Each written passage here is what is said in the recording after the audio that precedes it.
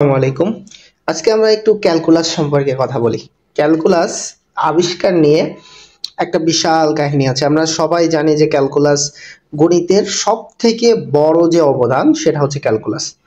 So calculus আবিষ্কারটা হয়েছিল ১৬৬০ সাল থেকে ১৬৮০ সালের মধ্যে, এবং সবথেকে মজার বিষয় হচ্ছে দুইজন বিজ্ঞানী, মহান বিজ্ঞানী আইজাক নিউটন এবং গটফ্রিড লিবনিজ, এই দুইজন প্রায় একই সময়ে ১৬৬০ থেকে ১৬৮০ সালের দিকে ক্যালকুলাস আবিষ্কার করেন, এবং দুইজনই পৃথক পৃথকভাবেই ক্যালকুলাস আবিষ্কার করেছিলেন। তো এইটা নিয়ে তখনকার ভিতর জার্মানি বিজ্ঞানী এবং ইংল্যান্ডের বিজ্ঞানীদের ভিতর একটা দ্বন্দ্ব সৃষ্টি হয়ে যায়, যেহেতু দুইজনই একই জিনিস, একই বিষয় আবিষ্কার করেছেন, কিন্তু দুইজনই পৃথক পৃথকভাবেই আবিষ্কারটা করেছিলেন।